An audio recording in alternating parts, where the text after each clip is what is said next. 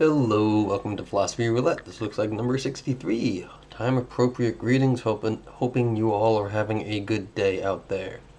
Let's reload the internet. That was from yesterday. And let's see what we got. What is new today in the wide world of internet philosophy? Analysis. Analysis has new things coming out. Oh my god, I'm so happy.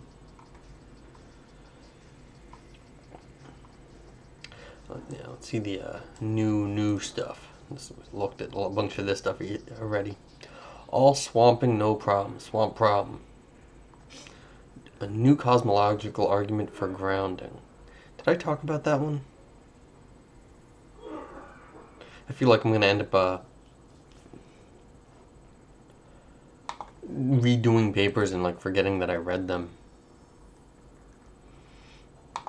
Let's see what this is if it's here. Oh, it's not here. That's so sad. So sad.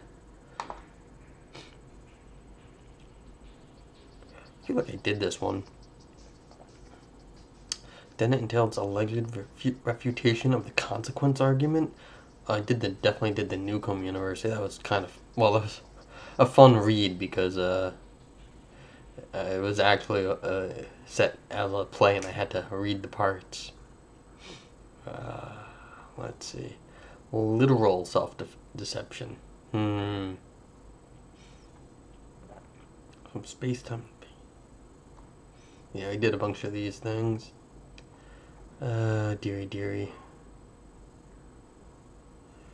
Maybe some work on physicalism. I think I did that. Fiction and indeterminate identity. Did we do this?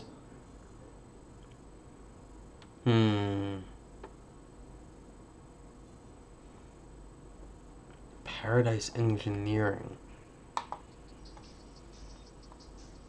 Object files and unconscious perfection. Our poly. Quilty done. Don't like reply papers because I'm required knowing what else is going on. The basic course probability theory is the book develops a. Was this a review? Okay, no. Let's see, this Kantian ethics, paradise engineering. No. Not there. Alright, so maybe I won't do analysis because we've done so many of them already. Alright, so can't do mathematical logic because it's impossible to read all those formulas out loud and make sense of what's going on. Australasian Journal of Logic. Ooh, Meinongianism. Well, you know, it's like... I mean, the Australasian Journal of Logic is open access. And so we should be able to get these papers at least. Let's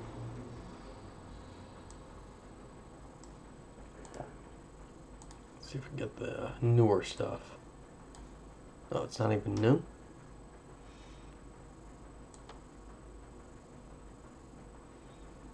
Yeah. Let's just see about the length now. Okay, so Yale. I know Yale. He's here in New York. Berry's paradox again. Graham. We actually haven't. We talked about Graham a bunch in this thing. Let's go see if. Let's go read this. The only problem is, unfortunately, he is a logician, and a logician is often quite hard to read all the formulas. So let's just go look fast and see what we got. A little looky and quick. See if it's prose or all logics. Yes, here's the issue. I can't read all of these formulas, so that's unfortunate. Let's see what else we got. Yeah. Being and nothingness with gluons. 14 pages. That looks a little, yeah, very scary. Can't read too many formulas. I'm sorry. Well, I just want to see how long these papers are, because if they're too long, it doesn't matter also. It doesn't say how long it is. 1 to 70? Let's just take a look. I don't believe you.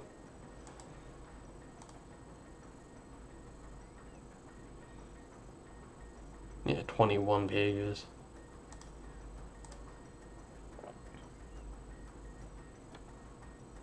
Ooh, 1 to 11. Again with the formulas though. Yeah. What am I going to do? Say like A if and only if B over line. Yeah, it's like I might as well be reading you the raw LaTeX. It wouldn't be any good. British Journal of Aesthetics. British Journal for History of Philosophy. Let's see the.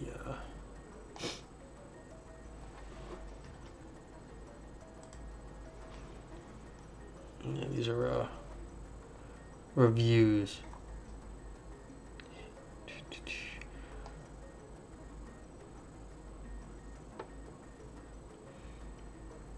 Zhuangzi on happy fish and the limits of human knowledge. That's, what's that, 14 pages? Alright, maybe I'll try to see that. Was Bonaventure a four-dimensionalist? That's 11 pages.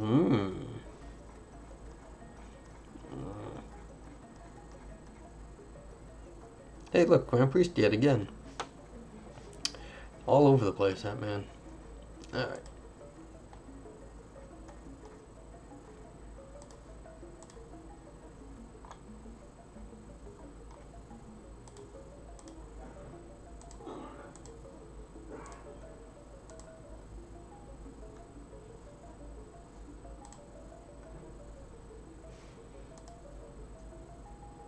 Hmm, 24 pages. I don't think so. Let's see how big this one is.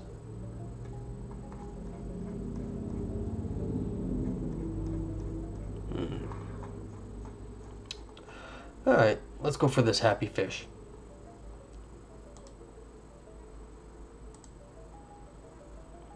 So this is what is this? Zhuangzi on happy fish.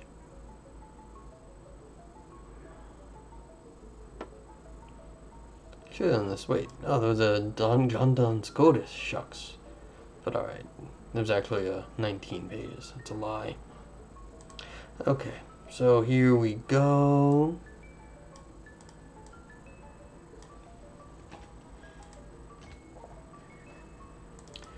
If you happen to be judging, if you happen to be joining me in the live, you can always come to the chat box and type in !paper and you will get yourself the link to the paper.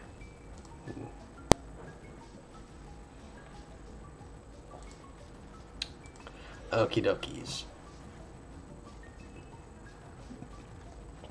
Introduction. The Happy Fish passage concluding the Autumn Floods chapter of the classical Chinese text known as Zhuangzi, henceforth ZH17, has traditionally been seen to advance a form of relativism which precludes objectivity.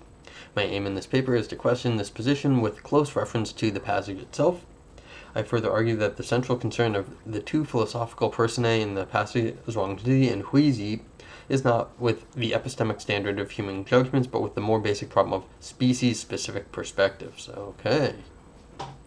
I contend that Zhuangzi's emphatic positionality in the passage, accompanied by his human friend Huizi, plausibly suggests a circumspect reflection on the limitedness of human knowledge. It is crucial that Zhuangzi's knowledge of fish happiness is avowedly from a certain place and not absolute. So this is what it's like to be a fish, not a bat. But we're going to be a fish today. That's cool. I'd like to be a fish at the moment. It is raining hard out. But there is still a sense in which this view is objective, namely insofar it adequately accounts for an inherent human perspective on the world. I call this modest form of relativism species relativism, which crucially leaves room for objectivity, even though a fully objective, that is, absolute view of the world is not acceptable to humans. Species relativism says, this SPR thing, it is unfounded to favor human points of view over the conflicting points of view other animals have on the same things. I understand species relativism in terms of the following specifications. There are no second-order relativities. It is an absolute fact that X is P for a species S. For example, it is an absolute fact that a damp environment is healthy for fish. Relative facts are relative to a framework, that of, for example, the human species, but the facts themselves are non-relative. Okay, yeah, so the facts hold steady, but there's relative facts for human people and other things. Okay. But the facts are the facts in this thing. SPR is itself non-relative, so species relativity is not a view which strictly belongs to a human perspective. SPR ipso facto denies the priority of any human viewpoint, so that's an absolute denial, not a relative denial. To say that there is not SPR absolutely is to think that other animals don't experience the world in a way that is radically different from us, or indeed to deny that they experience the world at all. However, while SPR is absolute, the above formulation of it is from the human perspective. X is P, for example, a damp environment is healthy for S1 and not P, for example, not healthy for S2, etc., presupposes the relevance of P, but P is not necessarily relevant beyond the human purview, as will become clear. Oh wow, I can't read Chinese. In what follows, I argue that the happy fish anecdote powerfully illustrates the consequences of SPR. In doing so, I aim to elucidate how an objectivist conception of knowledge is actually compatible with the epistemological picture we get in this passage. The species-specific indexical of this is fish being happy. I'm not going to... I mean, it looks all nice, but I have no idea what any of that says. Zhuangzi and Huizi were strolling on the dam of the Hao River. Zhuangzi said, "How these minnows jump out of the water and play about at their ease. This fish is being happy." Okay, we've got happy fish. Huizi said, "You, sir, are not a fish. How do you know what the happiness of fish is?" Zhuangzi replied, you, sir, are not me. How do you know that I do not know but what the happiness of fish is? Huizi said, "I am not you, sir, so I inherently don't know you, but you, sir, are inherently no fish, and that you don't know what the happiness of a fish is now fully established."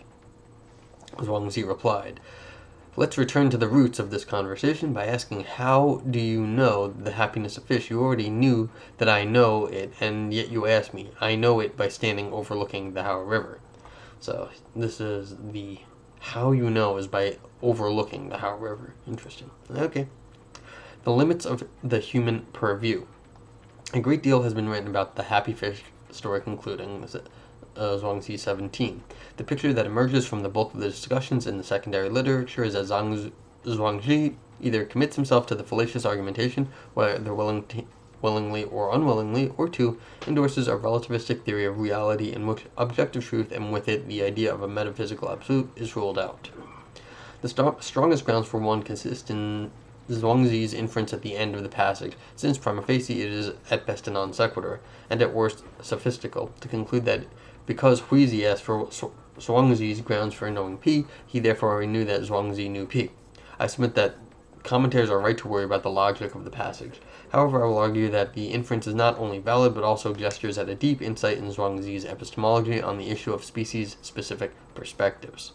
Let us consider perhaps the most influential attempt at saving Zhuangzi from the charge of sophistry or irrationality, namely Hansen's, followed in many respects by Tang's, who presupposes an interpretation along lines of two. Hansen claims that, having deemed any reflection on an absolute view of the world to be irrelevant, Zhuangzi consistently rests invitations to state the view from nowhere, the relatively happy fish. It is not always clear whether Hansen thinks that the absolute view is non-existent because it is ultimately inaccessible to humans, or whether he takes it to be irrelevant though real, inasmuch as it remains unknowable to humans. Option A is fallacious, since it assumes that because something cannot be accessed, an epistemological claim, therefore it isn't real, an ontological claim. Though B is less problematic, it also presumes a degree of anthropocentrism, which is far removed from the spirit of Zhuangzi 17.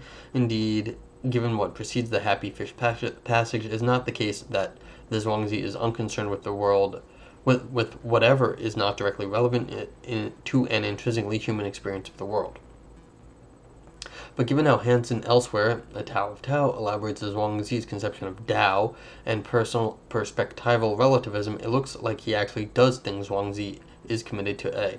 On his unorthodox line of interpretation, Tao merely refers to discourse, and not to a metaphysical absolute, as scholars have usually understood it.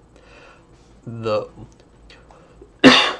one major worry I have with his reductionist view is that it ignores the sense in which it is precisely discourse, an inherently human method of conceiving the world, which is repeatedly shown to be limited in Zhuangzi, including earlier on in chapter 17.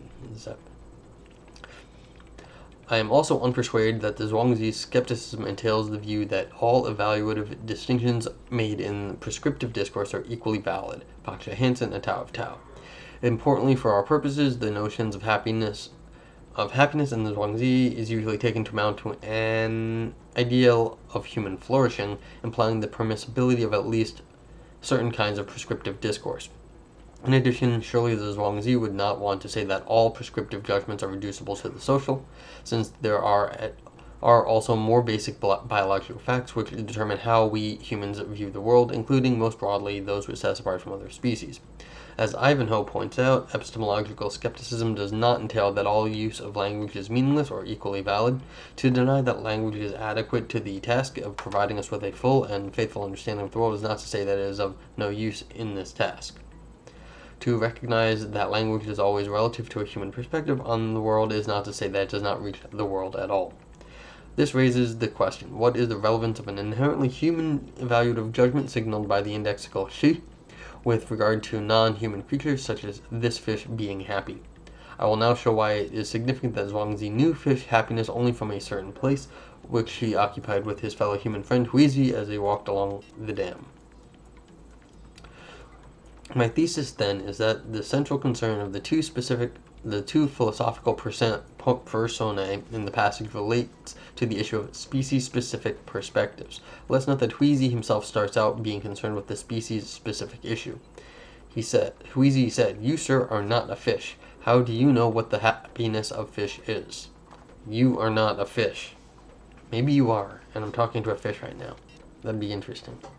Hansen thinks that, from the start, Huizi is committed to a particular kind of subjective relativism, which says that the perceiver can only know what is true of one's inner self. On his view, Zhuangzi's distinct version of relativism, which he calls perspectival relativism, does not assume an exclusively first-person epistemic standard. He thinks, enables Zhuangzi, unlike Huizi, to avert the charge of self-refutation. Teng's response to Hansen rightly disputes that Huizi assumes an exclusively first-person standard from the outset, since the worry Huizi raises is the more basic problem of species-specific perspectives. In this case, whether Zhuangzi, qua human, can know fish happiness. It is worth knowing that it is Huizi who explicitly broaches the generic idea of fish happiness, as opposed to speaking about particular fish being happy, as Zhuangzi does. Now, it is true that the phrase attributed to Zhuangzi, Chinese words, is usually translated as "such is the happiness of fish," since most translators take "she," "such" to focus on the copula "is," and take there to be an implied "z," which nominalizes nominalizes "lei," the penis of X. And that's why you don't use "p" as an adjective, because you end up saying bad things. The cuteness of X. Yet an alternative translation, which does not presume a suppressed z and instead of she as an indexical this and lei as an adjective, is simply this fish being happy. This is fish being happy. X is p. Okay. I opt for the latter translation since I take it to be significant that throughout the rest of the passage we find a different construction which explicitly nominalizes lei and uses z, and thereby emphasizes the abstract idea of fish happiness. Yes, how do you know fish happiness? Fish happiness. What is this ideal of the fish to be happy? A second linguistic point to take note of is the pun on the verb. Remember, I was thinking of cats. We were talking about cat intentionality. How do we know what a cat's intention are recently? I think at least in cats we have a better idea, because the cats do things sort of like we do things. And if you go look at the cat intentionality video a few days back, I posted a link in the notes and the description about, you can just see the disappointment in the cat so clearly that there is no doubt about the disappointment in the cat. So it's like, do we know what cat disappointment is? Yes, we know exactly what cat disappointment is. Okay, that's an aside. So maybe if we don't know fish happiness, we know cat happiness, or at least disappointment. A second linguistic point to take note of is the pun on the verb you, which has two different references in the passage. It describes both, one, the friends wandering along the dam, and the fish meandering about in the water, which are described as doing so at leisure. Kong Rong. Presumably, the two friends too are at their leisure, since they are freely talking and taking a walk together. Thus, the text composition signals that two men are engaging in an activity which they feel to be parallel to the experience of fish. Both activities are felt to be a kind of viewing, wandering, and because both appear to be leisurely, they are both deemed a source of happiness in both the case of the men and in that of the fish. Hence, what is initially at stake is not the issue of relating with other human subjectivities, but the broader issues of accessing the experience of non-persons. Zhuangzi is intuitively talking about the same fundamental problem as broached by Zhuangzi, as he struggles with its implications in a philosophically sincere way. The issue is that he is not fully aware of the irreducibly human perspective from which he speaks about fish happiness. Two observations are worth making at this stage. First, Zhuangzi's initial objection already betrays his assumption that fish happiness has meaning beyond the human purview, since he thinks that being a fish would, in principle, give one access to fish happiness.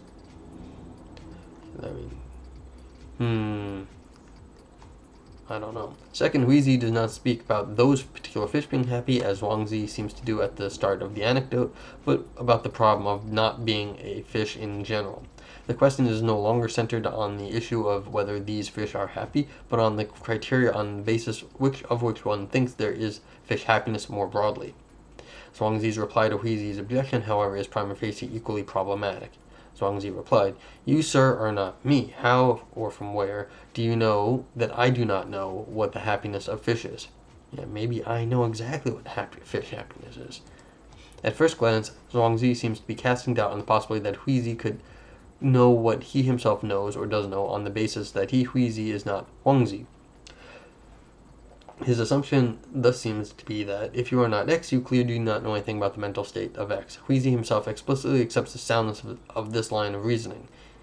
Zhuangzi said, "I am not you, sir, so I inherently don't know you." Zhuangzi's point seems to be that I don't know you in the sense of I don't know what is going on in your mind. It should be noted that this view is different from other minds' skepticism, since in a perspectival way, Zhuangzi may still be said to know other people, trees, and tables. But his view does not imply the following: I am not you, so I can only know how you are relative to me. His view does imply the following: I am not you, so I can only know how you are relative to me. But then his next move violates this premise, since despite not being Zhuangzi, he claims to know at least one thing about what Zhuangzi does not know. But you, sir, are inherently no fish, and that you do not know what the happiness of fish is now fully established. Thus, Zhuangzi claims that Zhuangzi does not know what the happiness of fish is, but he cannot claim to know this, since the standard of knowing employed here, that is, knowing by inference, is no longer open to him now that he has endorsed the first-person standard. Thus, Zhuangzi, with his question, has whimsically led Zhuangzi to refute himself, and has thereby discredited the objection that he, Zhuangzi, cannot know the happiness of fish. Whatever comical dimension there may be to Zhuangzi's trap, one might still protest on Zhuangzi's behalf that Zhuangzi, too, in asking his question, seemed to commit himself to the first-person standard and thereby to refute his own claim that he knew fish happiness. However, I contend there is a deep philosophical point. I almost write, I'm getting mixed up between fish and philosophical here. Oh dear. Deep philosophical point at issue in Zhuangzi's question, which is not self-undermining. Rather, it draws attention to the differences in points of view which arise between people when they disagree about something. Zhuangzi is giving Zhuangzi a fair chance to defend his view on the basis of where he is saying it from. The ambiguity on the meaning of whatever that is, which in classical Chinese may convey both the spatial idea of from where and the explanatory how, much like the English whence, is of central importance here. Given Zhuangzi's playful reference to location throughout the passage, such as an ambiguity seems to suggest that one's actual place in the world has implications for how one can claim to know something about that world. Indeed, having presented Huizi with the truism, "You are not me," Zhuangzi asks whence he knew that Zhuangzi did not know fish happiness. Yes, well, from what perspective do you not know fish happiness? Maybe we already do know fish happiness and we don't realize it. Okay.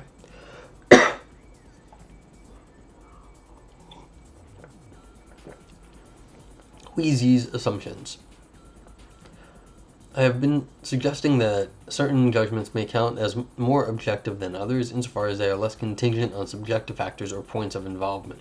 Thus, when Zhuangzi asks Huizi from where, clarification in terms of a you, not me distinction is granting that Huizi might see the world in a slightly different way qua the unique individual that he is, and so have grounds unbeknownst to Zhuangzi for thinking that Zhuangzi doesn't know fish happiness. But as we have seen, Huizi ends up providing an explanation which is internally incoherent. And hence, Zhuangzi is free to drop the person-specific issue of perspective and return to the original issue, which, as I have been arguing, was the broader species-specific one.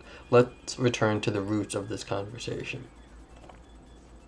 What is important is that the very idea of fish being happy was not questioned in Huizi's objection. In fact, it was Huizi who introduces fish happiness as an abstract concept.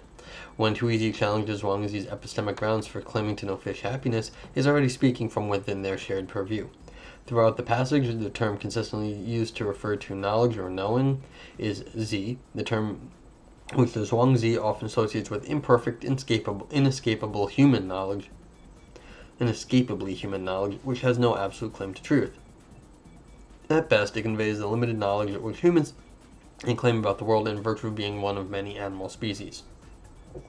Huizi's truism that Zhuangzi is not a fish shows some appreciation of the problem of species relativism, but the ensuing conclusion that Zhuangzi couldn't know fish happiness assumes that there is such a thing as fish happiness outside the human-specific framework. In working with their limited human tools of engagement with the world, Huizi, though he was reluctant to admit it, and Zhuangzi intuitively recognized the happiness of fish, but only Zhuangzi had anticipated in what sense this could be true, namely insofar as it belonged to their shared human purview.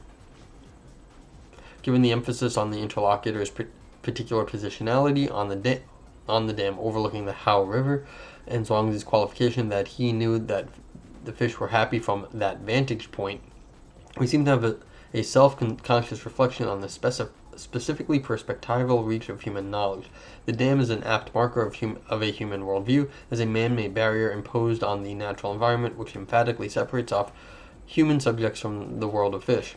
Zhuangzi is embracing the what is it likeness of looking at the world as a human, while also acknowledging that this vantage point is not absolute. It is unapologetically from a certain place, not from everywhere. I know it by standing overlooking the Hao River. When it comes to the non-human realm of experience, we should not assume that we can ever reach a view from somewhere else, let alone from everywhere. Fair. I should go stand on a dam and see if I can figure out what the happiness of fish is. Maybe that's the right place to do it, but the Hao River is probably far away from here, so it'd be hard to do it on the same spot he was, or a similar one. Yeah, okay. We are still left with the difficulty that Zhuangzi's inference, according to my scholars, is invalid. By asking, how do you know the happiness of fish, or that fish are happy, you already knew that I know, and yet you asked me. In fact, from the point of view of contemporary philosophy, Zhuangzi's inference would actually count as valid according to the principle of conversational implicature within pragmatics. Yeah, I was like, that doesn't sound that terrible in that sense. For instance, as how did you come home? One is a race presupposing that you came home. Whether you came home is not really at issue. In the same way, by asking how he knew fish happiness, Huizi might be taken to presuppose that Zhuangzi did know fish happiness. Well, it's just Zhuangzi thinks he knows, so you're just asking what they think they know. I mean, it's not that bad. Moreover, we take seriously that the ambiguity on the meaning of, is that the Z again? Is at play in the past? I have no idea, Z or U, as most commentators do. The fact that Huizi is asking from where Zhuangzi knows further suggests that the fact that he knows is not being questioned. I mean, all you have to say is that the fact that Zhuangzi is acting like he knows, and you don't always have to say that in a conversation. Like, how do you know that?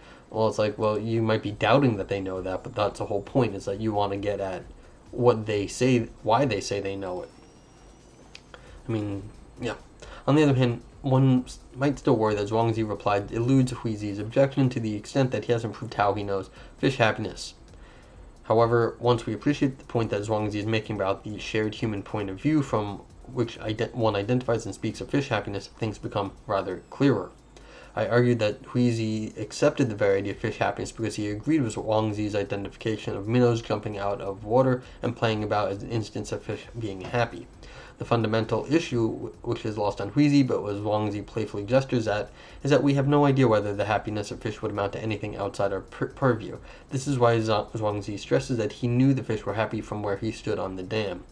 The problem we face as humans is that our knowledge is always from somewhere, and so falls short of the absolute. Invoking the experience of fish helps bring out this important insight, a fitting end to a chapter replete with skeptical remarks about the reach of human knowledge. Okay, so that's fine. So it's like, yeah, I know it because this is how we talk about being happy. It's like, well, I know it from my human perspective. This is how I understand happy. And so when I say the fish are happy, I wasn't referring to some abstract fish happiness. I was understanding it from the perspective of human happiness, and that is what we call happiness, what the fish were doing, because as we were ambling about on the dam, the fish were ambling about in the water. Okie dokie. I think I understand. So hard to understand anything, really. I have argued that the problem of conceiving of the world in a way that does not presuppose anthropocentric biases is an intractable one, an insight that the Zhuangzi powerfully illustrates in the Happy Fish passage.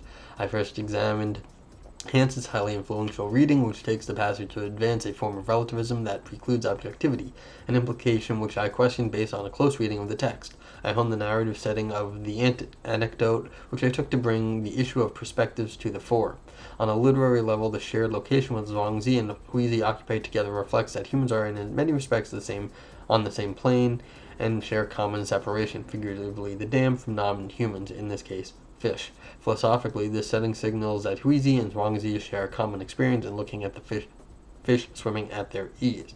This shared lived experience allows for the possibility of making more objective claims about the fish's happiness, even if such claims remain relative to a human framework. It has often been remarked that Huizi is depicted as a debater elsewhere in the Zhuangzi. In this passage, he nevertheless seems motivated by a genuine philosophical intuition regarding the gap between species, to the effect that humans, not being fish, cannot claim to know fish happiness. But Huizi does not ultimately question the basic assumption that happiness is relevant to a fish existence outside a specifically human framework. In this sense, the Zhuangzi presents him in a similar light to the debaters invoked earlier in Zhuangzi 17, who, in taking for granted their anthropocentric lens, fail to appreciate their own framework is constricted. Okay, that was fun. So it's what it's like is to be a fish. It's like, well, you can't know what it's like to be a fish. You know what it's like to be a human, but as from your perspective, what you're saying is correct. Now, if you try to then force that perspective to apply to fish, it stops making sense what you're saying, because you are the person doing that is also only asking from a human perspective. And so their skepticism of saying, well, you don't know what the fish happiness is misplaced, because they can't know that that's a legit question either, because they're still standing there from the human perspective. And their question itself is just as perspectively tied to being human as it is to as the attribution of the fish being happy. Okie dokie, that was fun. Hi, Shikaradeka. Hey, hello. I didn't see you there chatting. We got all tied up in what it's like to be a fish. That's about it for now. Yeah, so it's been over a half hour. I guess I'll call it be done for this morning. I'll be back again tonight with another paper. Hope you have a good day. Stay safe, everyone, and bye-bye.